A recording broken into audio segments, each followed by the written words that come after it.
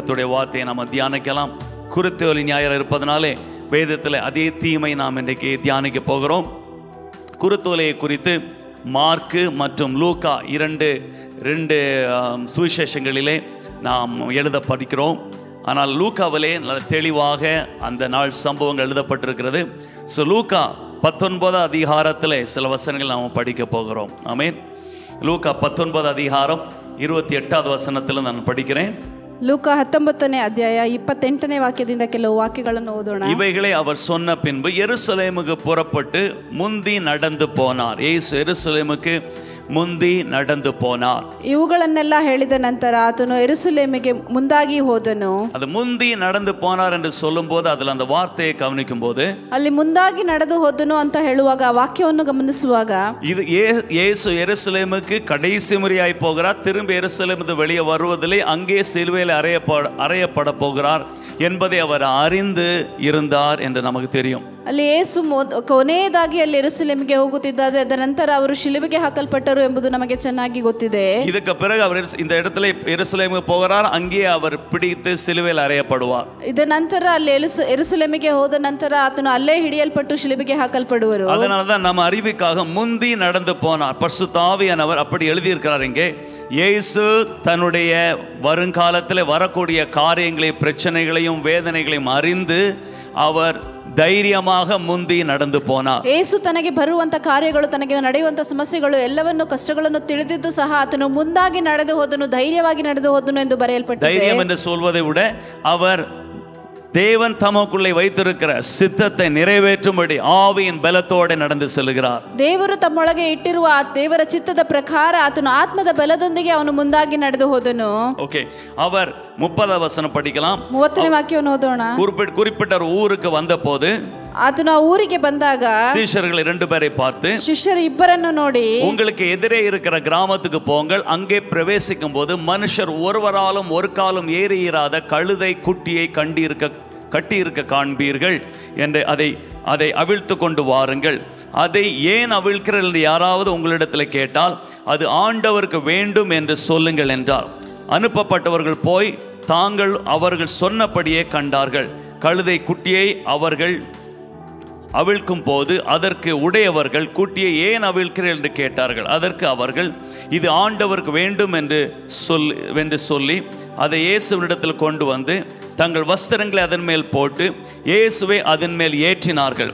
அவர் போகையில் அவர்கள் தங்கள் வஸ்திரங்களில் வழியிலே விரித்து ஒலிவமலையின் அடிவாரத்துக்கு சமீபமாய் வருகையில் திரளான கூட்டமான சீஷர்களும் தாங்கள் கண்ட சகல அற்புதங்களை குறித்து சந்தோஷப்பட்டு, கர்த்தருடைய நாமத்திலே வருகிற ராஜா ஸ்தோத்தரிக்கப்பட்டவர், பரலோகத்திலே சமாதானமும் உன்னதத்திலே மகிமையும் உண்டாவதாக என்று மிகுந்த சத்தத்தோடே தேவனை புகழ்ந்தார்கள்.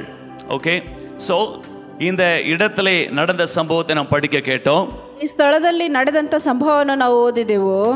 ஜனங்கள் அன்றைக்கு இயேசு கழுதை குட்டியின் மேலே ஏறி உட்கார்ந்த உடனே ಅವತ್ತು ಯೇಸು ಕತ್ತೆ ಮರಿಯ ಮೇಲೆ ಹತ್ತಿ ಕೂತಿದ ನಂತರ அவர் ராஜாவாக தன்னை ப்ரொக்ளைம் பண்ணி ஊருக்கு வெளியே இருந்து எருசலேம் தான் அந்த இடத்துல இம்பார்ட்டன்ட் சிட்டி.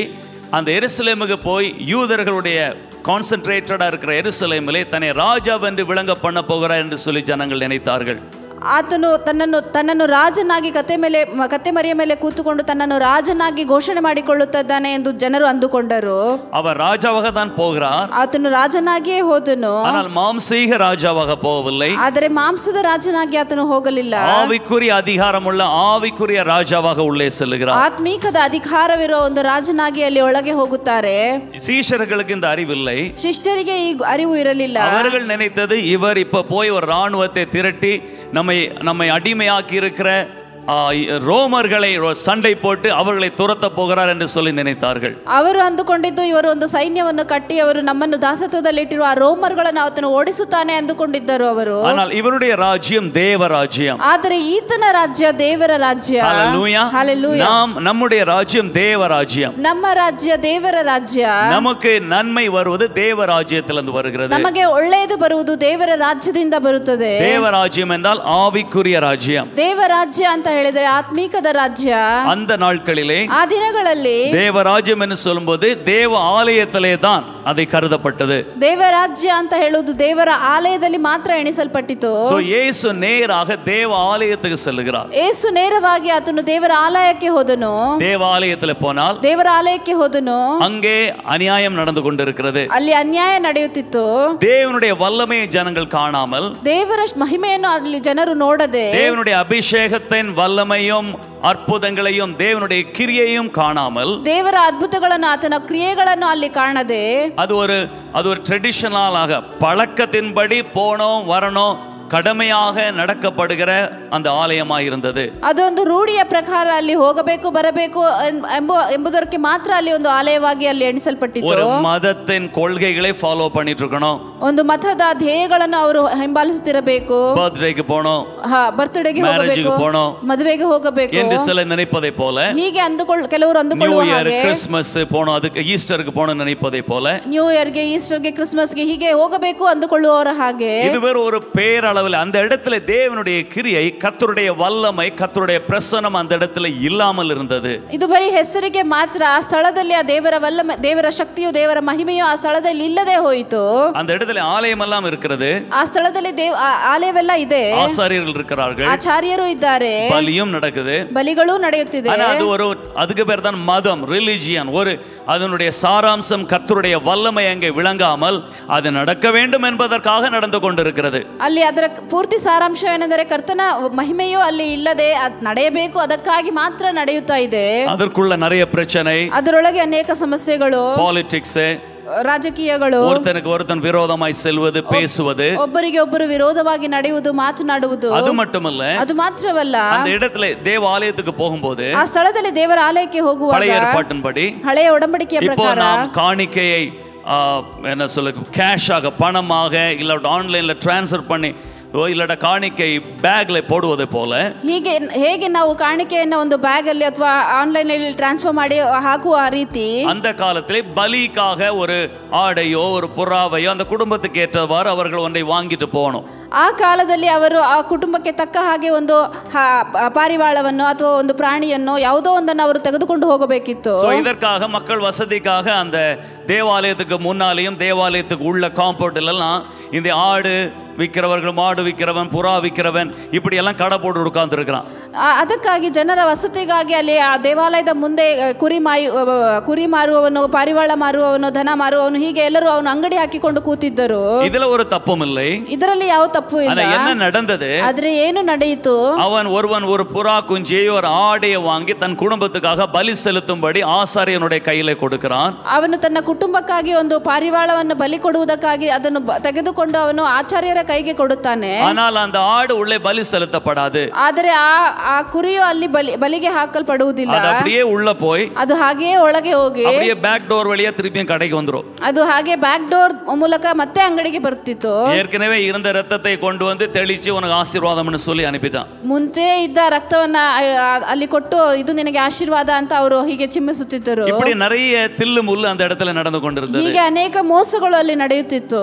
இது நிமித்தமாய், ಇದರ ನಿಮಿತ್ತವಾಗಿ பலிபீடத்திலே பலி பொருள் வைக்கப்படாததனாலும், ಬಲಿಪೀಠದಲ್ಲಿ ಬಲಿಯಿನ ವಸ್ತು ಇಡದೆ ಇರುವುದ ಕಾರಣಕ್ಕಾಗಿ, தேவனை குறித்த ஒரு நம்பிக்கையும் அவருடைய வல்லமையை குறித்த ஒரு எதிர்பார்ப்பும் இல்லாததனாலும், ನಿಜವಾದ ದೇವರ ಬಗ್ಗೆ ಒಂದು ನಂಬಿಕೆಯು, ಆತನ ಕೊಡುವುದರ ಬಗ್ಗೆ ಎದುರು ನೋಟವು ಇಲ್ಲದೆ ಇರುವುದರಿಂದ, ஆலயத்திலே தேவனுடைய வல்லமை, தேவனுடைய கிரியை, கர்த்தருடைய அபிஷேகம், கர்த்தருடைய அற்புதம் நடக்காமல் நின்று போயிற்று. ದೇವಾಲಯದಲ್ಲಿ ಆತನ ಶಕ್ತಿಯು, ಆತನ ಅದ್ಭುತಗಳು, ಆತನ ಕಾರ್ಯಗಳು ನಡೆಯದೆ ಹೋದವು. ஆலயம் என்று சொல்வது ஒரு கட்டடம் அல்ல. ಆಲಯ ಅಂತ ಹೇಳುವುದು ಬರೀ ಒಂದು ಕಟ್ಟಡ ಮಾತ್ರವಲ್ಲ. தேவனுடைய அபிஷேகம் அந்த இடத்திலே நிரம்பப்படத்தக்கதாக அது நிரம்பி இருக்கக்கூடிய இடம் தான் ஆலயம், பழைய ஏற்பாட்டின்படி. ದೇವರ ಮಹಿಮೆಯು ಆ ಸ್ಥಳದಲ್ಲಿ ಇರಲು ಬೇಕಾದಂತ ಒಂದು ಸ್ಥಳವೇ ಅದು ದೇವಾಲಯ. ஆசரிப்பு கூடாரத்தை பார்க்கும்போது ಆಚಾರ್ಯರ ಗುಡಾರವನ್ನು ನೋಡುವುದಾದರೆ தினமும் பலி செலுத்தப்படுகிறது. ಪ್ರತಿ ದಿನವೂ ಅಲ್ಲಿ ಬಲಿಯನ್ನು ಸಲ್ಲಿಸುತ್ತಾರೆ. தினமும் காலை 3 மணிக்கு விளக்கு ஏற்றப்படுகிறது, ಪ್ರತಿದಿನವೂ ಅಲ್ಲಿ ಬೆಳಗ್ಗೆ 3 ಗಂಟೆಗೆ ಅಲ್ಲಿ ದೀಪವು ಹತ್ತಿಸಲ್ಪಡುವುದು, அப்பம் வைக்கப்படுகிறது, ರೊಟ್ಟಿಯು ಇಡಲ್ಪಡುವುದು. அப்படி பல காரியங்கள் நடப்பதனால அந்த இடத்திலே அதன் மேலே தேவனுடைய அபிஷேகம், தேவனுடைய வல்லமை அந்த இடத்தை நிரப்பி கொண்டிருந்தது. ಹೀಗೆ ಅನೇಕ ಕಾರ್ಯಗಳು ನಡೆಯುವುದರಿಂದಲೇ ಆ ಸ್ಥಳವನ್ನು ದೇವರ ಶಕ್ತಿಯು ಆತನ ಮಹಿಮೆಯು ಹಾಗೆ ತುಂಬಿಸುತ್ತಿತ್ತು. சோ தேவனுடைய வல்லமை ஆலயத்தின் மேல் இருக்க வேண்டுமானால், ದೇವರ ಶಕ್ತಿಯು ಆಲಯದ ಮೇಲೆ ಇರಬೇಕಾದರೆ அந்த இடத்திலே பலி, ಆ ಸ್ಥಳದಲ್ಲಿ ಬಲಿ, அப்பம் கர்த்தருடைய வார்த்தை, ದೇವರ ರೊಟ್ಟಿ ಎನ್ನುವ ಕರ್ತನ ಮಾತು, ಮಿನೋರಾ அந்த குத்து விளக்கு பரிசுத்த ஆவியானவர் அடையாளம், ಆ ದೀಪ ಸ್ತಂಭಗಳು ಪರಿಶುದ್ಧ ಆತ್ಮನಿಗೆ ಗುರುತಾಗಿರುವುದು, அப்புறம் மகா பரிசுத்த ஸ்தலத்திலே உடன்படிக்கை, இவையெல்லாம் அந்த இடத்துல இருக்க வேண்டும். ಮಹಾಪರಿಶುದ್ಧ ಸ್ಥಳದಲ್ಲಿ ಆತನ ಒಡಂಬಡಿಕೆ ಇದೆಲ್ಲವೂ ಆ ಸ್ಥಳದಲ್ಲಿ ಇರಬೇಕು. ಆಮೆನ್, ஹalleluya. இதெல்லாம் அந்த இடத்துல இருக்கும்போதுதான், ಇದೆಲ್ಲವೂ ಆ ಸ್ಥಳದಲ್ಲಿ ಇರುವಾಗಲೇ தேவனுடைய பிரசன்னம் அந்த இடத்துல தங்கும். ದೇವರ ಪ್ರಸನ್ನತೆಯು ಆ ಸ್ಥಳದಲ್ಲಿ ಇರುತ್ತದೆ.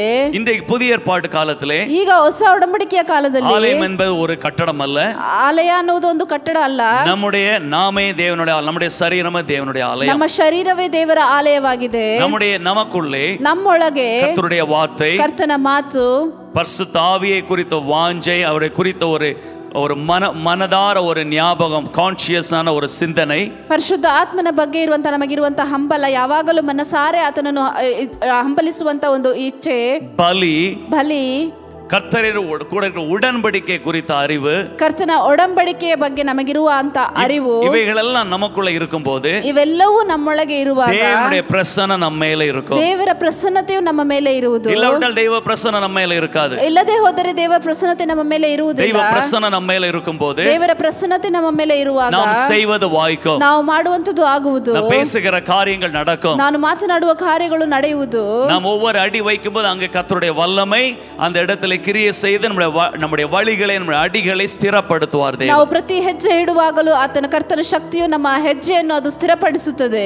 அந்த நாட்களிலே, ಆ ದಿನಗಳಲ್ಲಿ தேவ வல்லமையை குறித்த அறிவில்லாமல், ದೇವರ ಶಕ್ತಿಯ ಬಗ್ಗೆ ತಿಳುವಳಿಕೆ ಇಲ್ಲದೆ, தேவனுடைய அபிஷேகத்தை குறித்த ஒரு எதிர்பார்ப்பை இல்லாமல், ದೇವರ ಅಭಿಷೇಕದ ಬಗ್ಗೆ ಒಂದು ಎದುರು ನೋಟವೂ ಇಲ್ಲದೆ, ஜனங்களும் போகணும் தேவாலயத்துக்கு பர்த்டே ஆனா ஒரு குறிப்பிட்ட நாட்களிலே விசேஷ நாட்களை போக வேண்டும் என்ற பழக்கத்தின்படி போவார்கள். ಜನರು ಸಹ ಏನೋ ಒಂದು ವಿಶೇಷವಾದ ದಿನ ಬಂದರೆ ದೇವಾಲಯಕ್ಕೆ ಹೋಗಬೇಕು ಇಂತ ಒಂದು ಗುರಿಯನ್ನು ಇಟ್ಟುಕೊಂಡು ಬರುತ್ತಿದ್ದರು. ஆலயத்தில் இருக்கிற ஆசாரியர்களும் ஆலயத்தில் இருக்கிற கூட்டத்தாரும், ದೇವಾಲಯದಲ್ಲಿ ಇದ್ದಂತ ಆಚಾರ್ಯರು, ಆ ಗುಂಪಿನ ಜನರು, அவருக்கும் தேவனுடைய வல்லமை குறித்த அறிவில்லை. ಅವರಿಗೂ ದೇವರ ಆ ಶಕ್ತಿಯ ಬಗ್ಗೆ ಅವರಿಗೆ ತಿಳುವಳಿಕೆ ಇಲ್ಲ. அவர்களுக்கு அது ஒரு ப்ரொஃபஷன், அது ஒரு வேலை, ಅವರಿಗೆ ಬರೀ ಅದು ಒಂದು ಕೆಲಸ ಮಾತ್ರ. அது வேலை, கடமை, ஒரு பிசினஸ் ஆகவும் மாறிவிட்டது. ಅದು ಕೆಲಸ, ಕರ್ತವ್ಯ ಒಂದು ಬಿಸಿನೆಸ್ ಆಗಿ ಬದಲಾಗಿಬಿಟ್ಟಿತು. ஆக மொத்தமா நல்ல ஒரு கம்பெனி நடந்து கொண்டிருக்கிறது.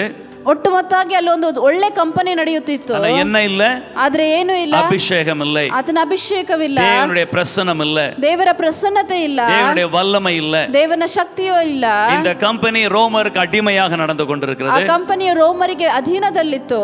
அந்த கம்பெனிக்கு உள்ளே வெளியே நிறைய ரவுடிஸ் வந்து பிசினஸை நடத்தி கொண்டிருக்கிறார்கள். ಆ ಕಂಪನಿಯ ಒಳಗೆ ಹೊರಗೆ ಅನೇಕ ರೌಡಿಗಳು ಬಂದು ಆ ಬಿಸಿನೆಸ್ ಅನ್ನು ಹಾಗೆ ನಡೆಸುತ್ತಿದ್ದರು. ಇದರ ಮೊತ್ತಮ ஆலயத்துக்கு வருகிற ஜனங்கள், ಇದರ ನಿಮಿತ್ತವಾಗಿ ಆಲಯಕ್ಕೆ ಬರುವ ಜನರು, அவர்கள் வந்தாலும் ஒன்றையும் பெற்று வெளியே போகிறதில்லை. ಅವರು ಬಂದರೂ ಸಹ ಏನನ್ನೂ ಹೊಂದಿಕೊಳ್ಳದೆ ಹೊರಗೆ ಹೋಗುತ್ತಿದ್ದರು. அவர்கள் வந்தவனமாகவே திரும்பி போகிறதுனால, ಅವರು ಬಂದ ಹಾಗೆಯೇ ಮತ್ತೆ ತಿರುಗಿ ಹೋಗುತ್ತಿದ್ದರಿಂದ அவர்கள் வாழ்க்கையிலும் ஒரு மாற்றம் இல்லை. ಅವರ ಜೀವನದಲ್ಲಿಯೂ ಯಾವ ಬದಲಾವಣೆ ಇಲ್ಲ. இங்கே ಒಂದು ಬಲಿ செலுத்தும் போது, ಇಲ್ಲಿ ಒಂದು ಬಲಿ ಕೊಡುವಾಗ ಬಲಿயை தேவன் அங்கீகரித்தால், ಬಲಿಯನ್ನು ದೇವರು ಅಂಗೀಕರಿಸುತ್ತಾರೆ. அவர்கள் மேலே கர்த்தருடைய அபிஷேகம் அதிகமாகும். ಆಗ ಅವರ ಮೇಲೆ ಕರ್ತನ ಅಭಿಷೇಕವು ಅಧಿಕವಾಗುತ್ತದೆ. அப்பொழுது அவர்கள் விவசாயம் செய்யும் போதோ, ஆடு மாடுகளை மேய்க்கும் போதோ, தன் வேலைகளை செய்யும் போது, ಆಗ ಅವರು ಹೋಗಿ ವ್ಯವಸಾಯ ಮಾಡುವಾಗಲೋ ಅಥವಾ ದನ ಕುರಿ ಮೇಯಿಸುವಾಗಲೋ ತಮ್ಮ ಕೆಲಸಗಳನ್ನು ಮಾಡುವಾಗಲೋ இவர்கள் மேல் இருக்கிற அபிஷேகத்தின் மூலமாய் அங்கே நன்மை, வெற்றி, செழிப்பு உண்டாகும். ಅವರ ಮೇಲೆ ಇರುವ ಅಭಿಷೇಕದ ನಿಮಿತ್ತವಾಗಿ ಅಲ್ಲಿ ಅವರಿಗೆ ಒಳ್ಳೆಯದು, ಕ್ಷೇಮವು ಮತ್ತು ಸೌಖ್ಯವು ಉಂಟಾಗುತ್ತದೆ. இதுதானே ஒழுங்கு, ಇದು ತಾನೇ ಸರಿಯಾದ கர்த்தர் வைத்த டிசைன். ಇದು ಕರ್ತನು ಇಟ್ಟಂತ ಡಿಸೈನ್. ஆனால் இங்கே பலி செலுத்தப்படவில்லை. ಆದರೆ ಅಲ್ಲಿ ಬಲಿ ಕೊಡಲ್ಪಡಲಿಲ್ಲ. செலுத்தப்பட்டாலும் சரியாக செலுத்தப்படவில்லை. ಕೊಡಲ್ಪಟ್ಟರೂ ಅದು ಸರಿಯಾದ ರೀತಿಯಲ್ಲಿ தேவனுடைய பிரசன்னம் அங்கே இல்லை. ದೇವರ ಪ್ರಸನ್ನತೆ ಅಲ್ಲಿ ಇಲ್ಲ. அது ஒரு பில்டிங் இருக்கிறது, ಅಲ್ಲಿ ಒಂದು ಬಿಲ್ಡಿಂಗ್ ಇದೆ, அது ஒரு கடமையாய் நடக்கிறது, ಅದೊಂದು ಕರ್ತವ್ಯವಾಗಿ ನಡೆಯುತ್ತಿದೆ. ஆவிக்குரிய அனுபவம் வெறும் ஒரு மதமாக மாறி ஒரு கடமையாக, ஒரு கட்டளையாக, ஒரு சடங்காசாரமாக, ஒரு ட்ரெடிஷனாக நடந்து கொண்டிருக்கிறது. ಆತ್ಮಿಕದ ರೀತಿಯಲ್ಲಿ ಬದಲಾಗಿ ಅದು ಬರೀ ಒಂದು ಮತವಾಗಿ, ಒಂದು ಟ್ರೆಡಿಷನ್ ಆಗಿ, ಒಂದು ಧಾರ್ಮಿಕವಾಗಿ ನಡೆಯದೇ ಇತ್ತು. இதனால தான் ஜனங்களும் அடிமையாக்கப்பட்டு ரோமர்கள் புறஜாதிகள் விக்கிரகங்களை ஆராதிக்கிற ஜனங்கள் இவர்களை ஆளுகை செய்து கொண்டிருந்தார்கள். ಇದರಿಂದಲೇ ಅನ್ಯ ಜನರು ವಿಗ್ರಹಗಳನ್ನು ಆರಾಧಿಸುವ ಜನರು ಇವರನ್ನು ಆಳ್ವಿಕೆ ಮಾಡುತ್ತಿದ್ದರು. இது நிமித்தமாக தான் இயேசு அந்த இடத்துல ராஜாவாக ஆவிக்குரிய ராஜாவாக வந்து அந்த இடத்துல தன்னுடைய ராஜ்யத்தை அவர் எஸ்டாப்லிஷ் பண்ணுகிறதை பார்க்கிறோம். ಇದರ ನಿಮಿತ್ತವಾಗಿ ಕರ್ತನು ಅಲ್ಲಿ ರಾಜನಾಗಿ ಬಂದು ಅಲ್ಲಿ ತನ್ನ ಆಳ್ವಿಕೆಯನ್ನು ಸ್ಥಿರಪಡಿಸುವುದನ್ನು ನೋಡುತ್ತೇವೆ. ಯೇಸು என்ன சொல்லுகிறார்? ಯೇಸು ಅಲ್ಲಿ ಬಂದು ಏನು ಹೇಳುತ್ತಾರೆ? உள்ளே வந்து இந்த கடை வைத்து ரவுடித்தனம் பண்ணி வேண்டா வேலை செய்கிற எல்லாரையும் அடித்து விரட்டுகிறார் வெளியே. ಒಳಗೆ ಬಂದು ಅಲ್ಲಿ ಬೇಡದ ಕೆಲಸ ಮಾಡುತ್ತಿದ್ದ ಅಂಗಡಿ ಇಟ್ಟು ಮೋಸಗಾರಿಕೆ ಮಾಡುತ್ತಿದ್ದ ಎಲ್ಲರನ್ನು ಆತನು ಹೊಡೆದು ಓಡಿಸುತ್ತಾನೆ. சொல்லுகிறார் இது ನಂತರ ಹೇಳುತ್ತಾರೆ இது ஜெப வீடு எனப்படும். ಇದು ಪ್ರಾರ್ಥನೆ ಆಲಯ தேவனுடைய வீடு ஜெப வீடு எனப்படும். ದೇವರ ಮನೆ ಅದು ಪ್ರಾರ್ಥನೆ ಆಲಯ ಎನಿಸಲ್ಪಡುತ್ತದೆ. இது ஜெபம் பண்ணப்பட வேண்டிய இடம். ಇದು ಪ್ರಾರ್ಥನೆ ಮಾಡುವಂತ ಸ್ಥಳ. ஜெபம் என்றால் ಪ್ರಾರ್ಥನೆ ಎಂದರೆ நம்முடைய கம்ப்ளைன்ஸை நம்முடைய ஜெப தேவைகளை குறிப்புகளை சொல்கிறது என்றல்ல அர்த்தம். ನಮಗೆ ಬೇಕಾಗಿರುವುದನ್ನು ಅಥವಾ ನಮ್ಮ ಕಂಪ್ಲೇಂಟ್ಗಳನ್ನು ಹೇಳುವುದಂತಲ್ಲ ಪ್ರಾರ್ಥನೆ ಎಂದರೆ. ஜெபம் தேவனுடைய பிரசன்னத்தை நம்ம மேலே கொண்டு வருகிற ஒரு ಅನುಭವ. ಪ್ರಾರ್ಥನೆಯು ಅದು ದೇವರ ಪ್ರಸನ್ನತೆಯನ್ನು ನಮ್ಮ ಮೇಲೆ ಕರೆತರುವಂತದ್ದು. ஜெபிக்கிறவன் ಪ್ರಾರ್ಥಿಸುವವನು தன்னுடைய குறைகளையும் தேவைகளையும் ஒன்னொன்னாய் சொல்லிக்கிட்டே இருக்க வேண்டும் என்றல்ல ಅರ್ಥ. ತನಗೆ ಬೇಕಾದದ್ದನ್ನು ಅಥವಾ ತಮ್ಮ ಕೊರತೆಗಳನ್ನು ಒಂದೊಂದಾಗಿ ಹೇಳುತ್ತಿರುವುದಲ್ಲ ಅರ್ಥ. ஜெபிக்கிறவன் ಪ್ರಾರ್ಥಿಸುವವನು தேவைகள் இருக்கும், ಅಗತ್ಯಗಳು ಇರುತ್ತವೆ. அந்த தேவைகளுக்கு ஏற்றவாறு தேவையான வல்லமையும் தெய்வ பிரசன்னத்தையும் அபிஷேகத்தையும் தன் மேலே பெற்றுக்கொள்கிறான். ಅಗತ್ಯಕ್ಕೆ ಬೇಕಾದ ಎಲ್ಲ ಪರಿಶುದ್ಧ ಆತ್ಮನ ವರಗಳನ್ನು ಆ ಶಕ್ತಿಯನ್ನು ತನ್ನ ಮೇಲೆ ಹೊಂದಿಕೊಳ್ಳುತ್ತಾನೆ. ஜெபம் அங்க ஒரு காரியத்தையும் செய்யாது. ಪ್ರಾರ್ಥನೆಯಲ್ಲಿ ಯಾವುದೇ ಒಂದು ಕೆಲಸವನ್ನು ಮಾಡುವುದಿಲ್ಲ. ஜெபத்தின் மூலமாய் அபிஷேகம் நம்ம மேலே வரும்போது, ಪ್ರಾರ್ಥನೆಯ ಮೂಲಕ ಅಭಿಷೇಕವು ನಮ್ಮ ಮೇಲೆ ಬರುವಾಗ, அந்த அபிஷேகத்தின் வல்லமையின் மூலமாய் நாம் சென்று அந்த வேலைகளை செய்து முடிக்கிறோம். ಆ ಅಭಿಷೇಕದ ಬಲದ ಮೂಲಕ ನಾವು ಹೋಗಿ ಆ ಕೆಲಸಗಳನ್ನು ಮಾಡಿ ಮುಗಿಸುತ್ತೇವೆ. ஜெபம் பண்ணும்போது பலன் பெறுகிறோம். ಪ್ರಾರ್ಥನೆ ಮಾಡುವಾಗ ಬಲವನ್ನು ಹೊಂದಿಕೊಳ್ಳುತ್ತೇವೆ. பரிசுத்தாவின் பலன் நம்ம மேலே பெறுகிறோம். ಪರಿಶುದ್ಧ ಆತ್ಮನ ಬಲವನ್ನು ನಮ್ಮ ಮೇಲೆ ಹೊಂದಿಕೊಳ್ಳುತ್ತೇವೆ. அதன் மூலமாய் ಅದರ ಮೂಲಕವಾಗಿ நாம் சென்று ನಾವು ಹೋಗಿ என்னை பலப்படுத்துகிற கிறிஸ்துவினாலே எல்லாவற்றையும் செய்து முடிக்க பலன் உண்டு. ನನ್ನನ್ನು ಬಲಪಡಿಸುವ ಕ್ರಿಸ್ತನ ಮೂಲಕ ಎಲ್ಲವನ್ನು ಮಾಡಿ ಮುಗಿಸಲು ಬೇಕಾದ ಬಲವು ನನ್ನ ಮೇಲೆ ಇದೆ. எல்லாரும் சொல்லுங்க, என்னை பலப்படுத்துகிற கிறிஸ்துவினாலே என்னை பலப்படுத்துகிற கிறிஸ்துவினாலே எல்லாவற்றையும் செய்ய எனக்கு பலன் உண்டு. எனக்கு பலன் உண்டு. இந்த பலப்படுத்துகிற கிறிஸ்துவின் அனுபவத்தை எப்படி பெற்றுக்கொள்கிறோம்? ಈ ಬಲಪಡಿಸುವ ಕ್ರಿಸ್ತನ ಅನುಭವವನ್ನು ಹೇಗೆ ಹೊಂದಿಕೊಳ್ಳುತ್ತೇವೆ? ஜெபத்தின் மூலமாக, ಪ್ರಾರ್ಥನೆಯ ಮೂಲಕವಾಗಿ. ஜெபம் என்றாலே காத்து இருப்பது. ಪ್ರಾರ್ಥನೆ ಅಂತ ಹೇಳಿದರೆ ಕಾದುಕೊಂಡಿರುವುದು. அவருடைய பிரசன்னத்திலே, ಆತನ ಪ್ರಸನ್ನತೆಯಲ್ಲಿ, அவருடைய ಅಭಿಷೇகம் ನಮ್ಮ ಮೇಲೆ ಇರಂಗ, ಆತನ ಅಭಿಷೇಕವು ನಮ್ಮ ಮೇಲೆ ಇಳಿಯಲು, நம்முடைய சரீரம், நம்முடைய ஆத்மா, உணர்ச்சி சகலமும், ನಮ್ಮ ಶರೀರವು, ನಮ್ಮ ಆತ್ಮ, ನಮ್ಮ ಭಾವನೆಗಳು எல்லாம் பலியாக மாற, ಎಲ್ಲವೂ ಬಲಿಯಾಗಿ ಬದಲಾಗಿ தேவனுடைய வார்த்தை நமக்குள்ளே கிரியை செய்ய, ದೇವರ ಮಾತುಗಳು ನಮ್ಮೊಳಗೆ ಕ್ರಿಯೆ ಮಾಡಲು, பரிசுத்த ஆவியானவருடைய வல்லமை நம்ம மேலே தங்கத்தக்கதாக ஒரு பாத்திரமாய் நம்மை மாற்றி காத்திருப்பதுதான் ஜெபம். ಪರಿಶುದ್ಧ ಆತ್ಮನು ನಮ್ಮ ಒಳಗೆ ತಂಗುವ ಒಂದು ಪಾತ್ರೆಯಾಗಿ ಬದಲಾಗುವಂತೆ ನಮ್ಮನ್ನು ಮಾರ್ಪಡಿಸುವುದೇ ಒಂದು ಪ್ರಾರ್ಥನೆ. ஹல்லேலூயா. ஹல்லேலூயா. இயேசு இந்த இடத்துல வந்து, ಯೇಸು ಈ ಸ್ಥಳದಲ್ಲಿ ಬಂದು, இது தேவனுடைய ஆலயம், ಇದು ದೇವರ ಆಲಯ, என்னுடைய வீடு, ಇದು ನನ್ನ ಮನೆ, சகல ஜனங்களுக்கு ஜெப வீடு எனப்படும்.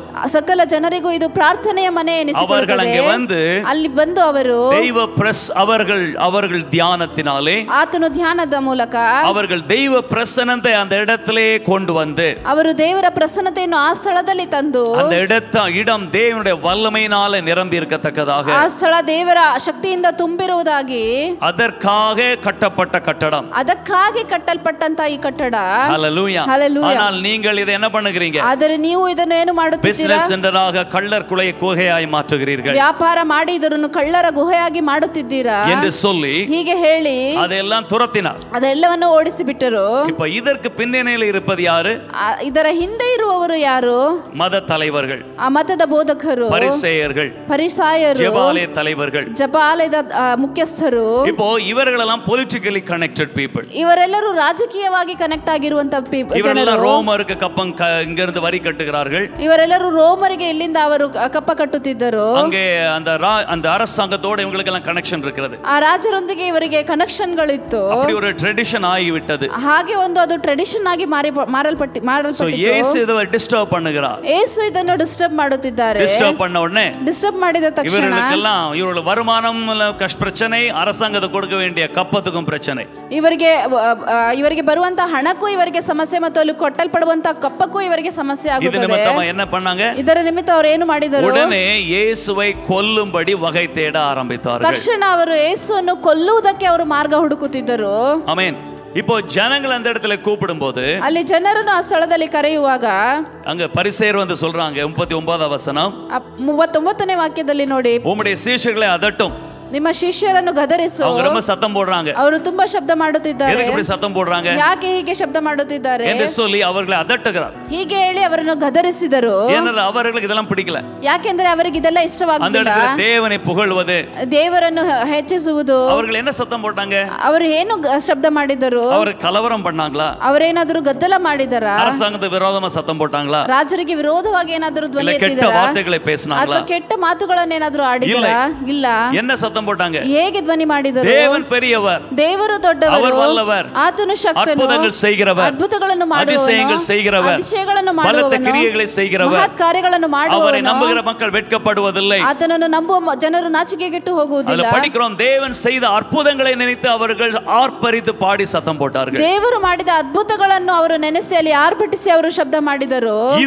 ಇದನ್ನು அங்க இருக்கிற அநேகருக்கு பிடிக்கல. ಅಲ್ಲಿರುವ ಅನೇಕರಿಗೆ ಇಷ್ಟವಾಗಲಿಲ್ಲ. ஏனென்றால் அவர்கள் ஒருவேளை வாழ்க்கையில இந்த அற்புதங்களை பார்த்ததில்லை. ಯಾಕೆಂದ್ರೆ ಒಂದು ವೇಳೆ ಅವರು ಅವರ ಜೀವನದಲ್ಲಿ ಇಂಥ ಅದ್ಭುತಗಳನ್ನು ನೋಡಿರಲಿಲ್ಲ, எதிர்பார்த்ததும் இல்லை. ಅವರು ಎದುರು ನೋಡಲೂ ಇಲ್ಲ. நடந்தாலும் அதனால் அவங்களுக்கு அதை நம்பவும் முடியாது. ನಡೆದರೂ ಸಹ ಅವರು ಅದನ್ನು ನಂಬಲು ಸಾಧ್ಯವಾಗುತ್ತಿರಲಿಲ್ಲ. இப்போ நாம் எல்லாரும் பல அற்புதங்களை சபையிலே பார்த்திருக்கிறோம். ನಾವೆಲ್ಲರೂ ಅನೇಕ ಅದ್ಭುತಗಳನ್ನು ಸಭೆಯಲ್ಲಿ ನೋಡಿದ್ದೇವೆ, பல சாட்சிகளை கேட்டிருக்கிறோம், ಅನೇಕ ಸಾಕ್ಷಿಗಳನ್ನ ಕೇಳಿದ್ದೇವೆ. அதனால அற்புதம் என்று சொல்லும்போது நமக்கு அது பெரிய ரிஜெக்ஷனாக, ஒரு எதிர்ப்பாக நம்முடைய மனதிலே தோன்றாது. ಆದ್ದರಿಂದ ಅದ್ಭುತ ಅಂತ ಹೇಳಿದ ತಕ್ಷಣ ಅದು ಒಂದು ದೊಡ್ಡ ಎದುರಾಗಿ ಅಥವಾ ವಿರೋಧವಾಗಿ ನಮಗೆ ಅನಿಸುವುದಿಲ್ಲ. நாம் சபையாக கர்த்தருடைய அற்புதத்தை எதிர்பார்த்துதான் ஒவ்வொரு நாளும் நாம் ஆராதனைக்கு வருகிறோம். ನಾವು ಸಭೆಯಾಗಿ ಎಲ್ಲರೂ ಕರ್ತನ ಅದ್ಭುತಗಳನ್ನು ಎದುರು ನೋಡಿಯೇ ಪ್ರತಿದಿನವೂ ಆಲಯಕ್ಕೆ ಬರುತ್ತೇವೆ. ஆனா இந்த சூழ்நிலையிலே, ಆದರೆ ಇಂಥ ಸನ್ನಿವೇಶದಲ್ಲಿ ஒருவேளை பல நாட்கள் பல வருஷமா ஒரு அற்புதத்தை கண்டதே இல்லை அங்க. ಒಂದು ವೇಳೆ ಅವರು ಅನೇಕ ವರ್ಷಗಳಿಂದಲೇ ಅದ್ಭುತಗಳನ್ನು ನೋಡಿಲ್ಲ ಅಂತ ಇಟ್ಕೊಳ್ಳಿ. அற்புதம் என்று சொன்னாலே, அதிசயம் என்று சொன்னாலே அவர்களுக்கு ஒரு மாதிரி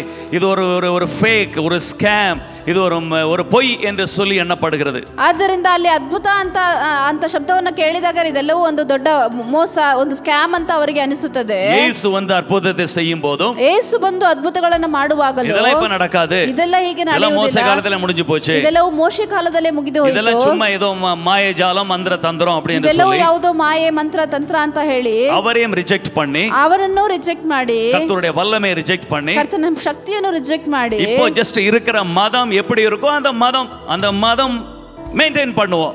ಈಗ ಒಂದು ಮತವು ಹೇಗಿದೆ ಅದನ್ನು ಜಸ್ಟ್ ಹಾಗೆ ಮೇಂಟೈನ್ ಮಾಡೋಣ. இதை அங்கீகரிக்க முடியவில்லை, ಇದನ್ನು ಅಂಗೀಕರಿಸಲು ಸಾಧ್ಯವಾಗುತ್ತಿಲ್ಲ. இதுதான் நம்பர் 1 பிரச்சனை. ಇಲ್ಲೇ ಅದು ಮೊದಲನೇ ಸಮಸ್ಯೆ ಅವರಿಗೆ. பரிசேயர்கள் மோசமான ஜனங்கள் அல்ல. ಪರಿಸೇಯರು ಅವರು ಕೆಟ್ಟ ಜನರಲ್ಲ.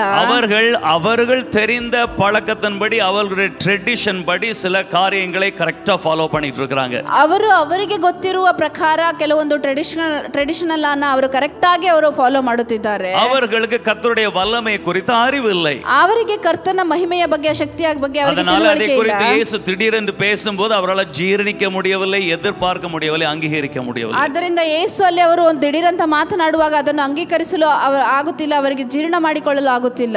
இப்ப இவர் வந்து என்னென்னமோ பெருசா வித்தியாசமாய் பேசி ஜனங்களுக்கு ஒரு தைரியத்தை, ஒரு எதிர்பார்ப்பை, ஒரு புது கற்பனையை இயேசு கொடுக்கும் போது, ಅವರು ಬಂದು ಏನೋ ದೊಡ್ಡದಾಗಿ ಮಾತನಾಡಿ ಅಲ್ಲಿ ಜನರಿಗೆ ಒಂದು ಧೈರ್ಯವನ್ನ, ಒಂದು ಹೊಸ ಕಲ್ಪನೆಯನ್ನ ಅಲ್ಲಿ ಜನರೊಳಗೆ ನುಗ್ಗಿಸುವಾಗ, ஜனங்கள் கர்த்தருடைய வல்லமையை நினைத்து புகழ்ந்து பாடி சத்தமாய் தேவனை துதித்து ஆராதிக்கும் போது, ಇದರ ನಿಮಿತ್ತವಾಗಿ ಜನರು ಸಂತೋಷಪಟ್ಟು ಹಾಡಿ ಕರ್ತನನ್ನು ಮಹಿಮೆ ಪಡಿಸಿ ಸ್ತುತಿಸುವಾಗ, இவர்களுக்கு இதெல்லாம் போய் ಅವರಿಗೆ ಇದೆಲ್ಲವೂ ಸುಳ್ಳು, ஏதோ உணர்ச்சி வசப்பட சொல்றாங்க, ಏನೋ ಭಾವನಾತ್ಮಕವಾಗಿ ಹಾಗೆ ಹೇಳ್ತಾರೆ, ಇದೆಲ್ಲವೂ ಹೀಗೆ ನಡೆಯುವುದಿಲ್ಲ, இதெல்லாம் உண்மை கிடையாது, ಇದೆಲ್ಲವೂ ನಿಜವಲ್ಲ என்பதாக அவர்கள் நம்பி, ಹೀಗೆ ಇದನ್ನೆಲ್ಲ ಅವರು அவர்களுக்கு இது அலர்ஜியா இருக்கிறது. ಅವರಿಗೆ ಇದು ಅಲರ್ಜಿ ಆಗಿದೆ. அவர்கள் ஆண்டவருடைய வல்லமையும் அற்புதத்தை ருசித்தவர்களுக்கு அவர்கள் தங்களை அடக்க முடியாமல் சந்தோஷமாய் சத்தமாய் முழு பலத்தோடு ஆராதிப்பார்கள். ನೋಡಿ, ದೇವರ ಶಕ್ತಿಯನ್ನು, ದೇವರ ಮಹಿಮೆಯನ್ನು ಅನುಭವಿಸಿದವರಿಗೆ ಅದನ್ನು ಅಡಗಿಸಿಟ್ಟುಕೊಳ್ಳಲು ಸಾಧ್ಯವಾಗುವುದಿಲ್ಲ. ಅವರು ಜೋರಾಗಿ ಅವರು ಹಾಡುತ್ತಾರೆ, ಸ್ತುತಿಸುತ್ತಾರೆ. ಆದರೆ ಅನೇಕರು இந்த நம்பிக்கை எதிர்பார்ப்பு இல்லாதவர்கள், ಈ ನಂಬಿಕೆ ಇಂಥ ಎದುರುನೋಟ ಇಲ್ಲದವರು, அவர்கள் ஆராதனைக்கு வந்து, ಅವರು ಆರಾಧನೆಗೆ ಬಂದು ரொம்ப உற்சாகமாய் கர்த்தர் நல்லவர், வல்லவர், அற்புதம் செய்வார், நான் சாக மாட்டேன், பிழைப்பேன் என்று சொல்லி மனதார முழு உணர்ச்சியோடு நாம் சத்தமாய் சொல்லும்போது, ನಾವು ತುಂಬಾ ಸಂತೋಷದಿಂದ ಹಾಗೆ ಶಬ್ದವಾಗಿ ನಾನು ಸಾಯುವುದಿಲ್ಲ, ನಾನು ಜೀವಂತವಾಗಿರುತ್ತೇನೆ, ನಾನು ಮಹತ್ ಕಾರ್ಯಗಳನ್ನು ಮಾಡುತ್ತೇನೆ ಅಂತ ಹೀಗೆಲ್ಲ ಸಂತೋಷವಾಗಿ ಜೋರಾಗಿ ಹೇಳುವಾಗ, இந்த ஏழை கூப்பிட்டான், கர்த்தவனை கேட்டு அவனுக்கு உதவி செய்தார் என்று சொல்லும்போது, ಈ ಬಡವನು ಕರೆದನು, ಕರ್ತನು ಅದನ್ನು ಕೇಳಿ ಆತನಿಗೆ ಸಹಾಯ ಮಾಡಿದನು ಎಂದು ಹೇಳುವಾಗ மக்களுக்கு அது கொஞ்சம் அலர்ஜியா இருக்கும். ಬೇರೆಯವರಿಗೆ ಅದು ಸ್ವಲ್ಪ ಅಲರ್ಜಿ ಆಗಿರುತ್ತದೆ. ஏனென்றால் அவர்களுக்கு அது ரியல் இல்ல, அது உண்மை இல்ல, அது நடக்காது என்று சொல்லி அவர்கள் இருதயத்திலே தோன்றுகிறது. ಯಾಕೆಂದರೆ ಇನ್ನು ಅವರಿಗೆ ಇದು ನಿಜವಲ್ಲ, ಇದೆಲ್ಲವೂ ಸುಳ್ಳು, ಇದು ನಡೆಯುವುದಿಲ್ಲ ಅಂತ ಅವರಿಗೆ ಅನುಭವದಲ್ಲಿ ಇರುತ್ತದೆ. இப்படி ஆர்ப்பரிப்பது, ಹೀಗೆ ಆರ್ಭಟಿಸುವುದು, இப்படி அற்புதத்தை குறித்து பேசுவது, ಹೀಗೆ ಅದ್ಭುತಗಳ ಬಗ್ಗೆ ಮಾತನಾಡುವುದು, கர்த்தருடைய வல்லமை இன்றைக்கும் இருக்கிறது, கர்த்தர் பெரிய காரியங்களை செய்வார் அப்படி என்று சொல்லி என்னை சுற்றிலும் இருக்கிற சத்துருக்களுக்கு மேலாக என் தலை உயர்த்தப்படும் அப்படி எல்லாம் சொல்லும்போது, இதெல்லாம் நடக்கிறது இல்லை, இதெல்லாம் பார்க்காத, இதெல்லாம் உண்மை கிடையாது என்று சொல்லி அவர்களுக்கு ஒரு குமுறல் வருவதனாலே ಕರ್ತನ ಶಕ್ತಿಯು ಹೀಗೆ ಇನ್ನೂ ಇರುತ್ತದೆ, ಇಂಥ ಕಾರ್ಯಗಳು ಇನ್ನೂ ನಡೆಯುತ್ತದೆ ಅಂತ ಅವರು ಹೀಗೆ ಅವರೊಳಗೆ ಅಂತ ಒಂದು ಸ್ಥಿತಿ ಬರುವಾಗ ಜೀರ್ಣಿಕ ಮುಡಿಯಲ್ಲ, ಅವರಿಂದ ಅದನ್ನು ಜೀರ್ಣಿಸಿಕೊಳ್ಳಲು ಸಾಧ್ಯವಾಗುವುದಿಲ್ಲ. ಆದ್ದರಿಂದ ಇಲ್ಲಿ ಏನು ನಡೆಯುತ್ತದೆ? போதகரே, உம்முடைய சீஷர்கள் படிப்பறிவில்லாத முட்டாள் ஜனங்கள், அறிவில்லாத ஜனங்கள், உணர்ச்சி வசப்பட்டு ரொம்ப கத்துறாங்க, கொஞ்சம் அடக்கும்.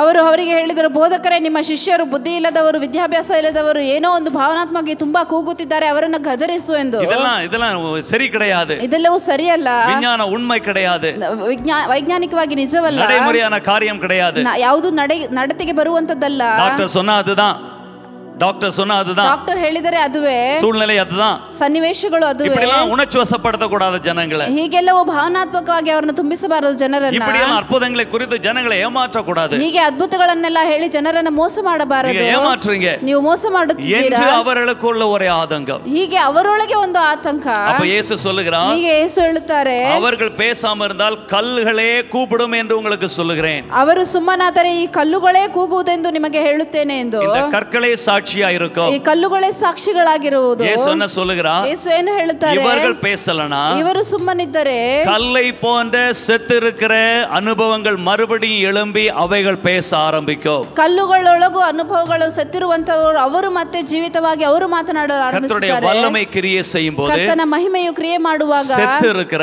ಸತ್ತು ಹೋದಂತ, பலனற்று போய் ಬಲನ கல்லை போன்று பிரயோஜனமற்றிருக்கிற ಪ್ರಯೋಜನವಿಲ್ಲದ சகலமும் ಎಲ್ಲವೂ மறுபடியும் உயிர்ப்பிக்கப்பட்டு ಮತ್ತೆ ಜೀವಂತವಾಗಿ மறுபடியும் அந்த இடத்திலே கர்த்தருடைய மகிமையை விளங்க பண்ணும். ஆமென். ಆ ಸ್ಥಳದಲ್ಲಿ ಕರ್ತನ ಮಹಿಮೆಯನ್ನು ಅಲ್ಲಿ ಪ್ರಕಟಿಸುತ್ತದೆ. ஹல்லேலூயா. ஹல்லேலூயா. குருத்தோலை ஞாயிறு நம்ம கொண்டாடும்போது ಈ ಗರಿಗಳ ಭಾನುವಾರವನ್ನು ನಾವು ಕೊಂಡಾಡುವಾಗ என்ன அறிந்து கொள்ள வேண்டும்? ಯಾವುದನ್ನು ತಿಳಿದುಕೊಳ್ಳಬೇಕು? ஆலயம் இருக்கிறது, ಆಲಯವಿದೆ, கட்டடம் இருக்கிறது, ಕಟ್ಟಡವಿದೆ, மதம் இருக்கிறது, ಮತವಿದೆ, சடங்காசாரம் இருக்கிறது, ನಮ್ಮ ಸಂಭ್ರಮ ಆಚರಣೆಗಳಿದೆ. ஜனங்களும் பழக்கத்தின்படி வந்து போகிறார்கள், ಜನಗಳು ರೂಢಿಯ ಪ್ರಕಾರ ಬಂದು ಹೋಗುತ್ತಾರೆ. அது அல்ல, அந்த இடத்திலே ಆ ಸ್ಥಳದಲ್ಲಿ கர்த்தருடைய அபிஷேகம் இருக்க வேண்டும், ಅಭಿಷೇಕವು ಇರಬೇಕು, கர்த்தருடைய வல்லமை இருக்க வேண்டும், ಕರ್ತನ ಶಕ್ತಿಯು ಇರಬೇಕು. வருகிற ஜனங்கள், ಬರುವಂತ ಜನರು ಬಂದು அவர்கள் பலி செலுத்தும் போது, ಅವರು ಬಲಿಯನ್ನು ಕೊಡುವಾಗ, பலிபீடத்தில் தங்கள் பலி பொருளை வைத்து அவர்களுக்காக அங்க பிரயாசித்தம் பண்ணப்படும் போது, ಬಲಿಪೀಠದಲ್ಲಿ ಆ ಬಲಿಯನ್ನು ಇಟ್ಟು ಅವರಿಗಾಗಿ ಅಲ್ಲಿ ಪ್ರಯಾಸ ಮಾಡುವಾಗ, அந்த பலி இரத்தத்தை எடுத்து ஜனங்கள் மேல் தெளித்து ஜனங்களை ஆசீர்வதிக்கும் போது, ಆ ಬಲಿಯ ರಕ್ತವನ್ನು ತೆಗೆದು ಜನರ ಮೇಲೆ ಚಿಮ್ಮಿಸಿ ಅವರನ್ನು ಆಶೀರ್ವದಿಸುವಾಗ, அந்த அபிஷேகம் ಅಭಿಷೇಕವು, ஆலயத்திலே பலிபீடத்தின் மத்தியிலே இருக்கிற கர்த்தருடைய அபிஷேகம், ಆ ಆಲಯದ ಮಧ್ಯದಲ್ಲಿ ಆ ಕರ್ತನ ಇರುವಂತಹ ಅಭಿಷೇಕವು ஜனங்கள் மேலே வர வேண்டும், ಜನರ ಮೇಲೆ ಇಳಿಯಬೇಕು. ஜனங்கள் அதை சார்ஜ் ஆகி அதை பெற்றுக்கொண்டு, ಜನರು ಅದನ್ನು ಚಾರ್ಜ್ ಆಗಿ ಹೊಂದಿಕೊಂಡು, அதன் மூலமாய் அவர்கள் கடந்து செல்லும் போது, ಅದರ ಮೂಲಕ ಅವರು ಹಾಗೆ ಹೋಗುವಾಗ, அவர்கள் செய்கிற விவசாயத்திலே 100 மடங்கு ஆசீர்வாதம், ಅವರು ಮಾಡುವಂತ ವ್ಯವಸಾಯದಲ್ಲಿ ಅವರಿಗೆ 100ರಷ್ಟು ಆಶೀರ್ವಾದ, ஆடு மாடுகளை நல்லா குட்டி போட்டு நோய் இல்லாமல் செழித்து நல்ல முன்னேற்றம் உண்டாகும். ಅವರ ದನ ಕುರಿಗಳೆಲ್ಲವೂ ಚೆನ್ನಾಗಿ ಮರಿಗಳನ್ನು ಹಾಕಿ ಚೆನ್ನಾಗಿ ಒಂದು ಏಳಿಗೆಯನ್ನು ಕಾಣುವರು. அவர்கள் போக்கிலும் வரத்திலும் ஆசீர்வதிக்கப்பட்டிருப்பார்கள். ಅವರು ಹೋಗುವಾಗಲೂ ಬರುವಾಗಲೂ ಆಶೀರ್ವಾದಿಸಲ್ಪಡುವರು. உள்ளும் புறம்பும் மேய்ச்சலை கண்டடைவார்கள். ಒಳಗೂ ಹೊರಗೂ ಅವರು ಮೇವನ್ನು ಕಂಡடைವರು. அவர்கள் செய்வது எல்லாம் வாய்க்கும். ಅವರು ಮಾಡುವಂತದ್ದು ಎಲ್ಲವೂ ಆಗುವುದು. அவர்கள் நீர் கால்களின் ஓரமாய் நடப்பட்டு, ಅವರು ಕಾಲುವೆಗಳ ಓರದಲ್ಲಿ ನೆಡಲ್ಪಟ್ಟ, தன் காலத்தில் தன் கனியை கொடுத்து, ತನ್ನ ಕಾಲದಲ್ಲಿ ತನ್ನ ಫಲವನ್ನು ಕೊಟ್ಟು இலை உதிராதிருக்கிற மரத்தை போல் இருப்பார்கள். ಎಲೆ ಉದಿರದ ಮರದ ಹಾಗೆ ಇರುವರು. ஹalleluya. Hallelujah. இதை தான் நாம் அறிக்கை செய்கிறோம். ಇದನ್ನೇ ನಾವು ಅರಿಕೆ நமக்கு ಮಾಡುತ್ತೇವೆ. தெரியும் தேவனுடைய அபிஷேகம் இங்க இருக்கிறது. ನಮಗೆ ಗೊತ್ತು ದೇವರ ಅಭಿಷೇಕವು ಇಲ್ಲಿ ಇದೆ. இந்த வாரம் நாம் உபவாசித்து ஜெபிக்க ಈ போகிறோம். ವಾರ ನಾವು ಉಪವಾಸವಿದ್ದು ಪ್ರಾರ್ಥಿಸುತ್ತೇವೆ. வெள்ளிக்கிழமை உபவாசம் ஆரம்பித்தோம். ಶುಕ್ರವಾರ ನಾವು ಉಪವಾಸವನ್ನು ಆರಂಭಿಸಿದೆವು. உபவாசிக்கும் போது ಉಪವಾಸ ಮಾಡುವಾಗ நம்மையே ஜீவ பலியாக ஒப்பு கொடுக்கிறோம். ನಮ್ಮನ್ನೇ ನಾವು ಜೀವ ಬಲಿಯಾಗಿ ಒಪ್ಪಿಸಿಕೊಡುತ್ತೇವೆ. உபவாசம் என்பது தேவனை அப்படியே அவரை மிரட்டி அவள பரிதாபத்தை உண்டாக்கி அவரை அப்படியே மேனுப்புலேட் பண்ணி நாம் எதையோ அவட்டத்திலிருந்து பிழிந்து எடுப்பதல்ல. ಉಪವಾಸ ಅಂತ ಹೇಳುವುದರ ಹಾಗೆ ನಮ್ಮನ್ನು ನಾವು ಜಜ್ಜಿಕೊಂಡು ಹೀಗೆ ಅವರನ್ನು ದೇವರನ್ನ ಹೆದರಿಸಿ ಏನೋ ಅವರಿಂದ ಏನೋ ಹೊಂದಿಕೊಳ್ಳುತ್ತೇವೆ ಅನ್ನೋದಲ್ಲ. உபவாசம் என்பது ಉಪವಾಸ ಅಂತ ಹೇಳಿದರೆ ನಮ್ಮನ್ನು பலிபொருளாய் ஒப்பு கொடுக்கிறோம். ಬಲಿ ವಸ್ತುವಾಗಿ ಒಪ್ಪಿಸಿಕೊಡುತ್ತೇವೆ. நம்மை ஒரு திறந்த பாத்திரமாக எம்ப்டி பண்ணுகிறோம். ನಾವೊಂದು ಒಂದು ತೆರೆದ ಪಾತ್ರೆಯಾಗಿ ನಮ್ಮನ್ನು ಖಾಲಿ ಮಾಡಿಕೊಳ್ಳುತ್ತೇವೆ. நாம் உபவாசிக்கும் போது ನಾವು ಉಪವಾಸ ಮಾಡುವಾಗ ஆகாரத்தை மட்டுமல்ல, ಆಹಾರವನ್ನು ಮಾತ್ರ ಅಲ್ಲ, நம்முடைய இருதயத்தை, ನಮ್ಮ ಹೃದಯವನ್ನು, நம்முடைய மனதை, ನಮ್ಮ ಮನಸ್ಸನ್ನು, நம்முடைய சிந்தனைகளை ಚಿಂತನೆಗಳನ್ನು சுத்தப்படுத்துகிறோம். ಶುದ್ಧಪಡಿಸುತ್ತೇವೆ. ஹalleluya. அதை எம்ப்டி பண்ணி ಅದನ್ನು ಖಾಲಿ ಮಾಡಿ அதன் மூலமாக ಅದರ ಮೂಲಕವಾಗಿ கர்த்தருடைய வல்லமையை நினைக்கிறோம். ಕರ್ತನ ಶಕ್ತಿಯನ್ನು கர்த்தருடைய அற்புதங்களை நினைவு கூறுகிறோம். ಕರ್ತನ ಅದ್ಭುತಗಳನ್ನು ನೆನಪಿಸಿಕೊಳ್ಳುತ್ತೇವೆ. கர்த்தருடைய அபிஷேகம், ಕರ್ತನ ಅಭಿಷೇಕ, கர்த்தர் மேல் வைத்திருக்கிற அழைப்பு, ಕರ್ತನು ನಮ್ಮ ಮೇಲೆ ಇರುವಂತ அதையே சிந்திக்கிறோம். ಅದನ್ನೇ ಚಿಂತಿಸುತ್ತೇವೆ. அதுதான் நம்முடைய சிந்தனை உணர்ச்சியை சுத்தப்படுத்துவது என்ற அர்த்தம். ಅದು ನಮ್ಮ ಭಾವನೆಗಳನ್ನು ಚಿಂತನೆಗಳನ್ನು ಶುದ್ಧ ಮಾಡುವುದಕ್ಕೆ ಅರ್ಥ. பொதுவாக ಸಹಜವಾಗಿ நம்முடைய சிந்தனை, ನಮ್ಮ ಚಿಂತನೆಗಳು, உணர்ச்சிகள், ನಮ್ಮ ಭಾವನೆಗಳು, பிரச்சனைகளை நினைத்து ಸಮಸ್ಯೆಗಳನ್ನು ನೆನೆಸಿ பொதுவாக ಸಹಜವಾಗಿ எந்த நாளும் எந்த நிமிஷமும் ಯಾವುದೇ ಸಮಯದಲ್ಲಿ ಯಾವುದೇ அதிகபட்சம் ಅಧಿಕವಾಗಿ நம்முடைய சிந்தனையிலே ನಮ್ಮ ಚಿಂತನೆಯಲ್ಲಿ செய்ய வேண்டும் என்று சொல்லுகிறதை விட ಮಾಡಬೇಕು ಅಂತ ಹೇಳುವುದಕ್ಕಿಂತ என்ன ஆயிடும், ಏನಾಗಿ ಬಿಡುತ್ತದೆ, என்ன ஆயிடுச்சு ಏನಾಗಿ ಬಿಟ್ಟಿತು, அந்த பயமோ, ಎಂತ ಭಯವೋ, ಕಲಕಮೋ, ಒಂದು ಕಳಂಕವೋ, அந்த ನಷ್ಟத்தை குறித்த ஒரு பரிதாபமோ, ಆ ನಷ್ಟದ ಬಗ್ಗೆ ಒಂದು ಪರಿತಾಪವೋ, பாதிக்கப்பட்டு விடுவோமோ, ನಾವು ಬಾಧೆಗೊಳಗಾಗಿ ಬಿಟ್ಟೆವೋ, விழுந்து விடுவோமோ ಬಿದ್ದು ಬಿಡುತ್ತೇವೋ என்ற சிந்தனை தான் அதிகமாக ஒரு 75-80% நம்மை அந்த அந்த அந்த அந்த சூழ்நிலையில நம்ம ஆட்டி படைத்து கொண்டே இருக்கும். ಇಂಥ ಚಿಂತನೆಗಳೇ ನಮ್ಮನ್ನು ಒಂದು 70% ನಮ್ಮನ್ನು ಆಳ್ವಿಕೆ ಮಾಡುತ್ತದೆ. அதுல ஒரு 10-15% தான் செய்யணும் அப்படின்னு தோணும். ಅಲ್ಲಿ ಒಂದು 10-15% ಮಾತ್ರ ಮಾಡಬೇಕು ಅಂತ. ஆனால் உபவாச நாட்களிலே, ಆದರೆ ಉಪವಾಸದ ದಿನಗಳಲ್ಲಿ சாப்பிடாம இருப்பதல்ல நம்பர் 1 பாயிண்ட். ಊಟ ಮಾಡದೆ ಇರುವುದಲ್ಲ ನಂಬರ್ 1 ಪಾಯಿಂಟ್. என்ன முதல் பாயிண்ட் என்ன? ಯಾವುದು ಮೊದಲನೇ? நம்முடைய சிந்தனை, ನಮ್ಮ ಚಿಂತನೆ. அந்த 20% இருக்கிற சிந்தனை அப்படியே பெருசாகி 80% இருக்கிற நெகட்டிவ், பயம், கவலை, டென்ஷன் அதெல்லாவற்றையும் புறக்கணித்து நம்முடைய சிந்தனையை சுத்தப்படுத்துகிறோம். கர்த்தருடைய அபிஷேகம், கர்த்தருடைய அழைப்பு, கர்த்தருடைய தரிசனத்தை நினைத்து நினைத்து அதை பெரிதாக்கி நம்மை அதவால் நிரப்புகிறோம்.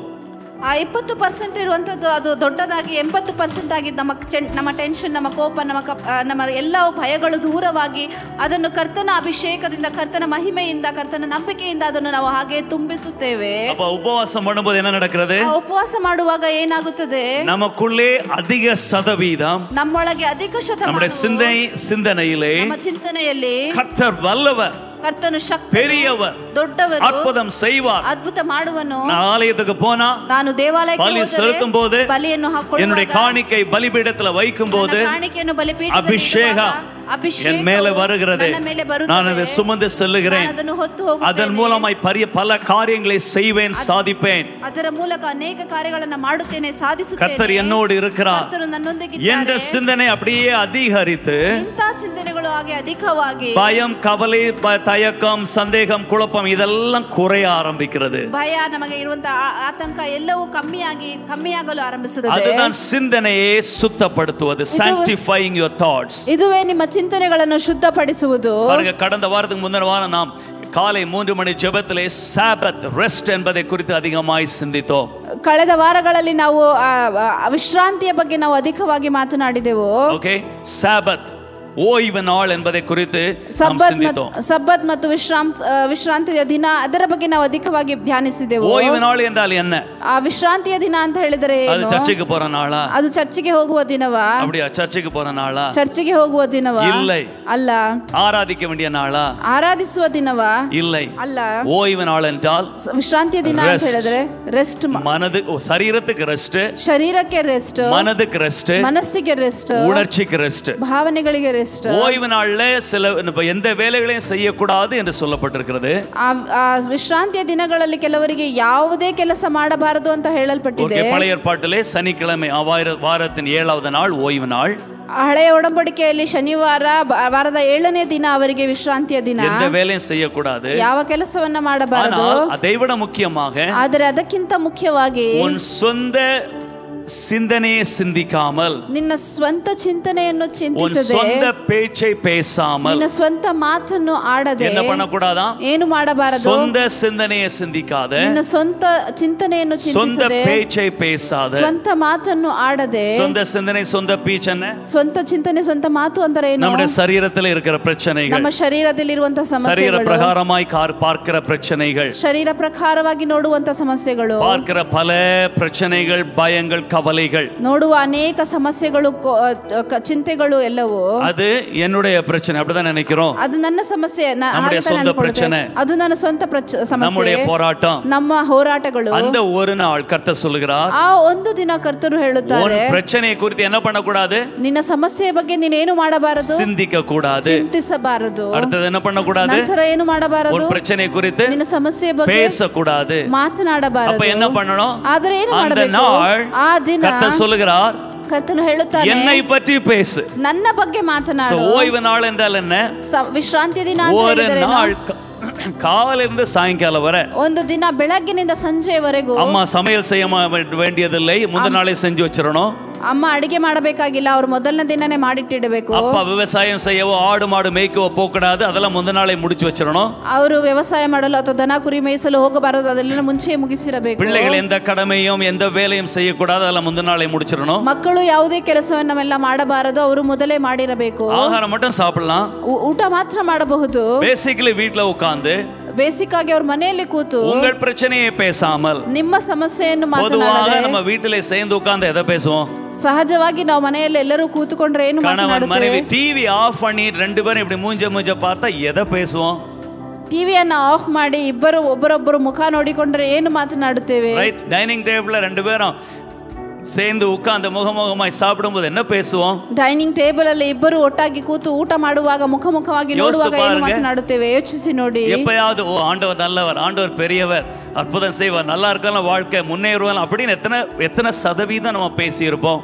ಯಾವಾಗಲಾದರೂ ದೇವರು ಒಳ್ಳೆಯವನು, ಆತನು ಶಕ್ತನು, ಆತನು ಒಳ್ಳೆ ಕಾರ್ಯಗಳನ್ನು ಮಾಡುತ್ತಾನೆ ಅಂತ ನಾವು ಎಷ್ಟು ಶತಮಾನದಷ್ಟು ಮಾತನಾಡಿರುತ್ತೇವೆ. ஒருத்தர் முகத்தை பார்த்த உடனே பிரச்சனையை தான் ஆரம்பிக்கிறோம். ಒಬ್ಬರೊಬ್ಬರು ಮುಖ ನೋಡಿದ್ರೇನೆ ಸಮಸ್ಯೆನೇ ಆರಂಭಿಸುತ್ತದೆ. சொந்த பேச்சு, ಅದಕ್ಕೆ ಸ್ವಂತ ಮಾತು, சொந்த சிந்தனை, ಸ್ವಂತ ಚಿಂತನೆ. அதுக்காக தான் டிவி இருக்குது, அப்படிதானே? ಅದಕ್ಕಾಗಿಯೇ ಟಿವಿ ಇದೆ ಅಲ್ವಾ? அதை ஆன் பண்ணாதான் சொந்த பிரச்சனையை மறந்து அப்படின்னு பாக்குறோம். ಅದನ್ನ ಆನ್ ಮಾಡಿದ್ರೇನೆ ತಮ್ಮ ಸ್ವಂತ ಚಿಂತನೆಯನ್ನೆಲ್ಲ ಮರೆತು ಅಂತ ನೋಡ್ತಾ ಇರ್ತೀವಿ. பிரச்சனை எல்லாம் மறந்து அது டிவி இல்லைன்னா எத்தனை பேருக்கு எவ்வளவோ பிபி எவ்வளோ ஹார்ட் அட்டாக் இன்க்ரீஸ் ஆயிருக்கு. டிவி இருக்கனால அதெல்லாம் கம்மியா இருக்குன்னு நினைக்கிறேன். ಟಿವಿ ಇರೋದ್ರಿಂದನೇ ಅನೇಕರಿಗೆ ಹಾರ್ಟ್ ಅಟ್ಯಾಕ್, ಬಿಪಿ ಎಲ್ಲ ಕಡಿಮೆ ಆಗಿದೆ. ಟಿವಿ ಇರೋದು ಎಷ್ಟು ಒಳ್ಳೇದು ಅನ್ಕೊಳ್ತೀನಿ. ஆமா இல்லையா? ಹೌದಾ ಅಲ್ವಾ? அதை பார்த்தா தான் அப்படியே மறக்கிறோம். ಅದನ್ನ ನೋಡಿದ್ರೇನೆ ಹಾಗೆ ಮರೀತೀವಿ. நாமெல்லாம் அப்படி ஒரு சில என்ன பண்ணுவாங்க, தண்ணி அடிச்சு மறக்கிறாங்க. ಇನ್ನು ಕೆಲವರೆಲ್ಲ ಏನ್ ಮಾಡ್ತಾರೆ, ಎಣ್ಣೆ ಹೊಡೆದು ಮರೀತಾರೆ. எண்ணெயா? எண்ணெய் தானே அது கன்னடால? ஆல்கஹால். ஓகே, எண்ணெய். ரைட். எண்ணெய் குடிச்சு மறக்கிறாங்க. ரைட். சிலர் ஃப்ரெண்ட்ஸு கூட கதை அடிச்சு இல்லை ஊர் சுற்றி அப்படியே ஏதாவது மறக்கணும். ಕೆಲವರು ಫ್ರೆಂಡ್ಸ್ ಜೊತೆ ಅಥವಾ ಊರ್ ಸುತ್ತಿ ಏನೋ ಹಾಗೆ ಮರೀತಾರೆ. அதை இக்னோர் பண்ண ட்ரை பண்றாங்க. ಅದನ್ನು ಇಗ್ನೋರ್ ಮಾಡಲು ಟ್ರೈ ಮಾಡುತ್ತಾರೆ. என்னவா தமிழ்ல அதை இருக்கு ஆனா இல்லாததை போல அதை அப்படியே புறக்கணித்து அதை சிந்திக்க வேண்டாமே, அதை யோசிக்க வேண்டாமே அப்படி என்று ஒரு கூட அதுவங்க நல்லவங்க, ஓரளவுக்கு நல்லவங்க, ஓகே சிந்திக்க வேண்டாமே அப்படின்னு நினைக்கிறோம். ಅದನ್ನ ಹಾಗೆ ಇಗ್ನೋರ್ ಮಾಡೋದು ಅಂದ್ರೆ ಏನು, ಅದು ಇದೆ ಆದ್ರೂ ಅದು ಇಲ್ಲದ ಹಾಗೆ ಅದನ್ನು ತಿರಸ್ಕರಿಸಿ ನಡೆಯುವುದು. சிலர் அதையே பிடிச்சுக்கிட்டு அதையே பேசிட்டு அதுக்குள்ளே தான் இருப்பாங்க. அது வேற கேஸ். ಕೆಲವರು ಅದನ್ನೇ ಹಿಡ್ಕೊಂಡು ಅದನ್ನೇ ಚಿಂತಿಸ್ತಾ ಇರ್ತಾರೆ, ಅದು ಬೇರೆ ಕೇಸ್.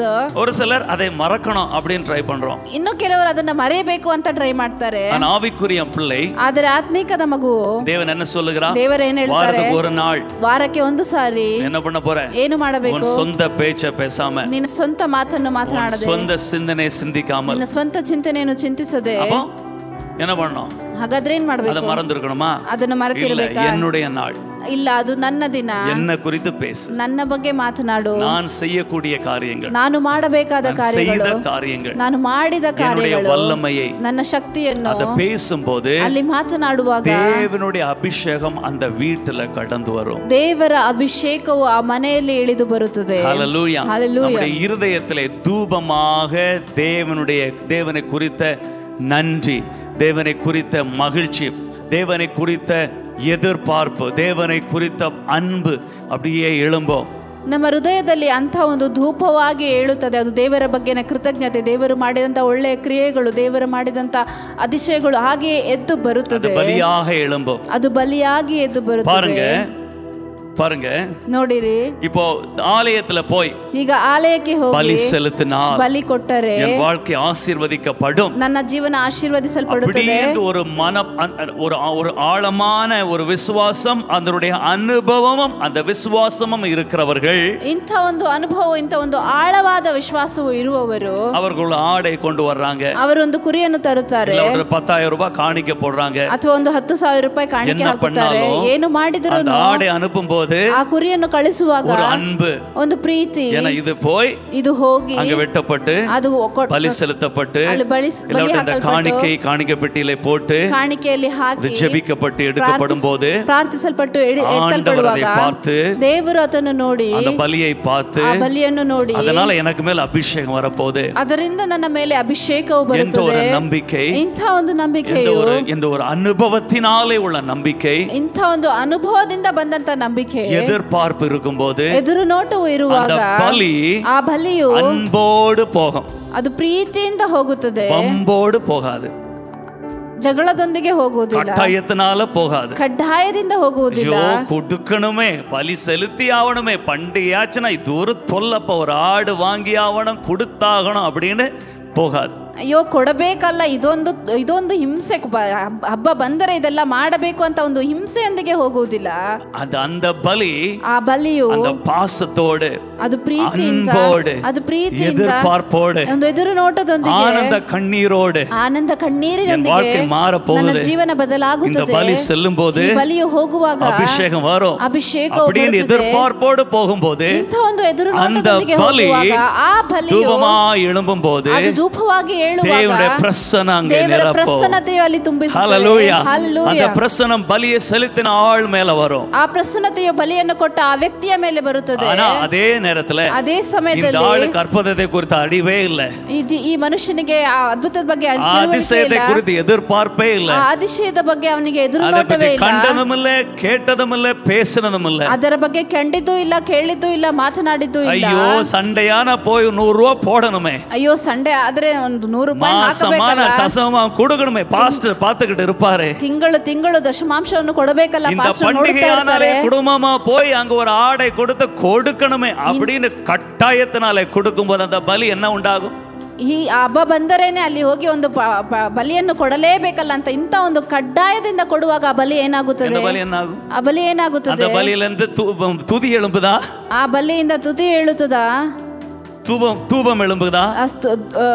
தூபம் எழும்புதா? வேதனை, அவநம்பிக்கை, கட்டாயம், வெறுப்பு இதுதான் எழும்புகிறது. ವೇದನೆ, ಅಲ್ಲಿ ಅಪನಂಬಿಕೆ ಮತ್ತು ಕಡ್ಡಾಯವಾಗಿ ಕೊಡಬೇಕಲ್ಲ, ಇಂಥ ವಿಷಯಗಳೇ ಹೇಳುತ್ತವೆ. பலி என்னமோ பலிதான், பலி ಏನೋ ಬಲಿಯೇ. ஆனா பலி செலுத்தும் போது இருக்கிற ஆனந்தம், எதிர்பார்ப்பு, நம்பிக்கை ಆ ಬಲಿ ಕೊಡುವಾಗ ಇರುವಂತ ಆನಂದವು, ಎದುರು ನೋಟವು, ನಂಬಿಕೆಯು அது எப்படி உருவாகுகிறது? ಅದು ಹೇಗೆ ಉಂಟಾಗುತ್ತದೆ? நீ உன் சொந்த சிந்தனையை சிந்திக்காமல், ನೀನು ನಿನ್ನ ಸ್ವಂತ ಚಿಂತನೆಯನ್ನು ಚಿಂತಿಸದೆ, ಸ್ವಂತ ಮಾತನ್ನು ಆಡದೆ, என்னை குறித்து ನನ್ನ ಬಗ್ಗೆ நான் செய்த அற்புதங்கள், ನಾನು ಮಾಡಿದ ಅದ್ಭುತಗಳು வேதத்தில் இருக்கு, ವೇದದಲ್ಲಿ செய்த சாட்சிகள் வேதத்தில் இருக்கிறது, ಮಾಡಿದಂತ ಸಾಕ್ಷಿಗಳು அநேகருடைய சாட்சிகளை கேட்கிறாய், ಅನೇಕರ ಸಾಕ್ಷಿಗಳನ್ನು அதை குறித்து மட்டுமே சிந்தித்து, ಅದರ ಬಗ್ಗೆ ಮಾತ್ರ ಚಿಂತಿಸಿ, அதை குறித்து மட்டுமே பேசி, ಅದರ ಬಗ್ಗೆ ಮಾತ್ರ ಮಾತನಾಡಿ, அதை பேச பேச உனக்குள்ள என்ன உண்டாகும்? ಅದನ್ನು ಮಾತನಾಡುತ್ತಾ ನಿನ್ನೊಳಗೆ ಏನಾಗುತ್ತದೆ? எதிர்பார்ப்பு உண்டாகும், ಎದುರು ನೋಟವು நம்பிக்கை உண்டாகும், ನಂಬಿಕೆಯು விசுவாசம் உண்டாகும், ವಿಶ್ವಾಸವು ಬೆಳೆಯುತ್ತದೆ. தாழ்வில் இருக்கிறவன் எழும்பினான்,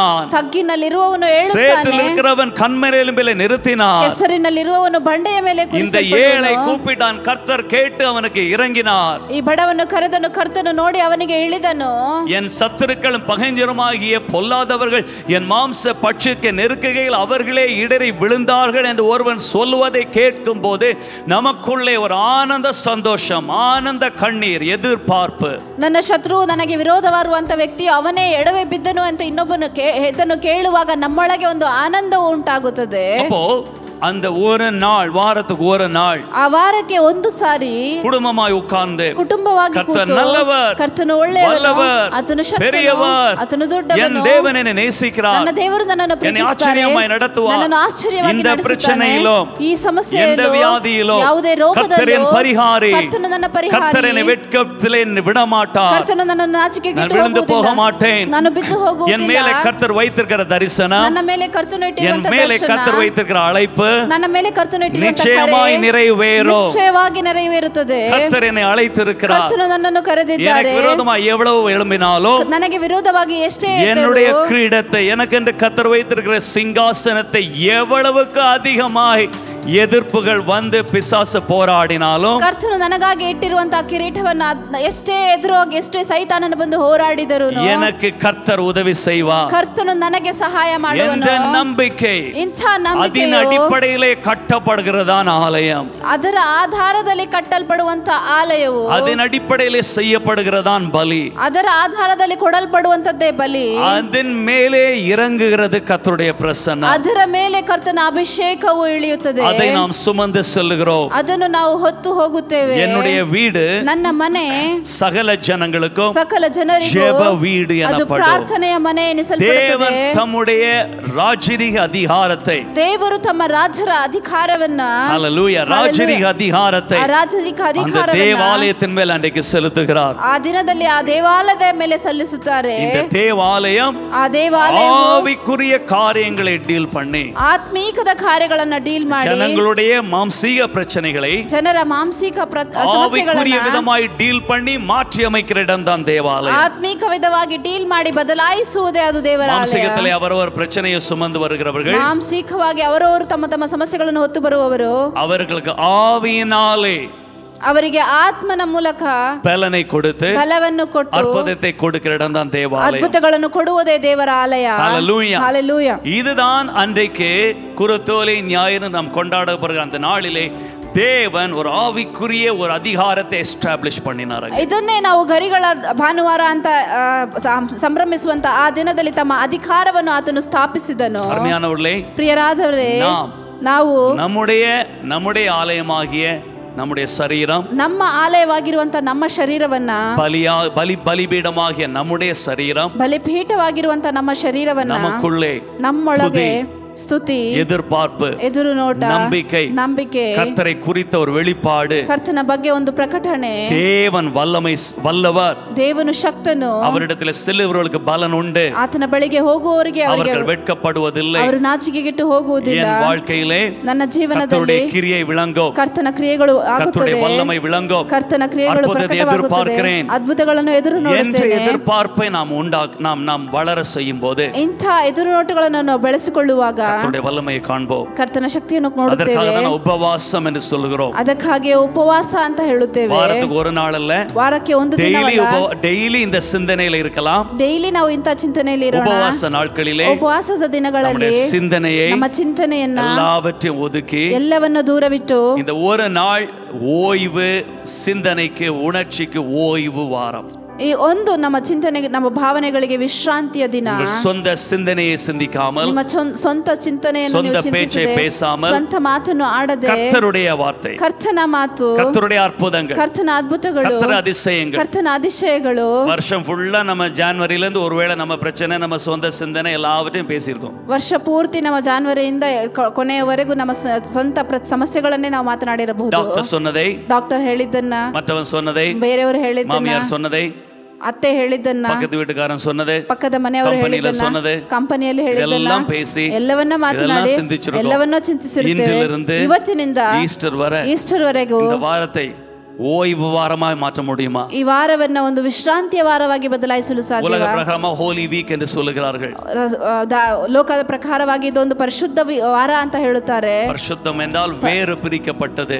ಪರಿಶುದ್ಧವಂತ ಹೇಳಿದರೆ ಅದು ಬೇರೆ இந்த ஒரு வாரத்தை வேறு பிரித்து, ಈ ಒಂದು ವಾರವನ್ನ ನಾವು ಬೇರ್ಪಡಿಸಿ, சொந்த பேச்சை பேசாம, ನಮ್ಮ ಸ್ವಂತ ಮಾತನ್ನ ಆಡದೆ, அதையே கர்த்தருடைய வல்லமையை பேசுங்க. ಅದನ್ನೇ ಬಿಟ್ಟು ಕರ್ತನ ಮಾತನ್ನ ಆಡಿರಿ. பிரச்சனைகளை சிந்திக்காமல், ನಿಮ್ಮ ಸಮಸ್ಯೆಗಳನ್ನು ಚಿಂತಿಸದೆ, அந்த பிரச்சனைகளை கர்த்தர் அற்புதம் செய்யக்கூடிய அந்த பிரச்சனைக்கேற்ற ஒரு வசனத்தையே அறிக்கை பண்ணி, ಕರ್ತನು ಅದ್ಭುತ ಮಾಡುವಂತೆ, ನಿಮ್ಮ ಆ ಸಮಸ್ಯೆಗೆ ತಕ್ಕ ಒಂದು ಅದ್ಭುತ ಮಾಡುವಂತೆ ಅದನ್ನು ಚಿಂತಿಸಿ, ஹல்லேலூயா, ஹல்லேலூயா, வாக்குத்தத்தங்களை அறிக்கை பண்ணி, ವಾಗ್ದಾನಗಳನ್ನು ಅರಿಕೆ ಮಾಡಿ, கர்த்தர் அற்புதம் செய்வார். ಕರ್ತನು ಅದ್ಭುತಗಳನ್ನು ಮಾಡುವ ಅತಿಶಯವಾಗಿ ನಡೆಯುತ್ತದೆ. ನಾವು ನಾಚಿಕೆಗೆಟ್ಟು நாம் ಹೋಗುವುದಿಲ್ಲ. ஜெயம் எடுப்போம், ನಾವು ಜಯವನ್ನು நாம் ಹೊಂದುತ್ತೇವೆ, வாழ்ந்திருப்போம், ನಾವು நம்முடைய ಜೀವಿಸಿರುತ್ತೇವೆ, பிள்ளைகள் சுகமாயிருக்கும், ನಮ್ಮ ಮಕ್ಕಳು ಸುಖವಾಗಿರುವರು, எதிர்காலம் சுகமாயிருக்கும், ಅವರ ಭವಿಷ್ಯವು நாம் கர்த்தருக்கு ಸೌಖ್ಯವಾಗಿರುತ್ತದೆ, சாட்சியாய் வாழுவோம், ನಾವು ಕರ್ತನಿಗೆ ಸಾಕ್ಷಿಯಾಗಿ நமக்கு ಜೀವಿಸುವೆವು, விரோதமாய் உருவாக்கப்படும் எந்த ஆயுதமும் வாய்க்காமல் போகும், ನಮಗೆ ವಿರೋಧವಾಗಿ ಆಗುವಂತ ಯಾವುದೇ ಕಾರ್ಯಗಳು ಅದು ಆಗದೆ ಹೋಗುವು, நம்மை சுற்றிலும் வருகிற சத்துருக்கள் வெட்கப்படுவார்கள், ನಮ್ಮ ಸುತ್ತಲಿರುವ ಶತ್ರುಗಳು ನಾಚಿಕೆ ಕೆಟ್ಟು நம்மை ಹೋಗುವರು, குழியிலே போட வேண்டும் என்று நினைக்கிறவர்கள் அவர்களே இடறி விழுவார்கள், ನಮ್ಮನ್ನು ಹಳ್ಳದಲ್ಲಿ ದುಡಬೇಕು ಅಂದುಕೊಳ್ಳುವವರು ಅವರೇ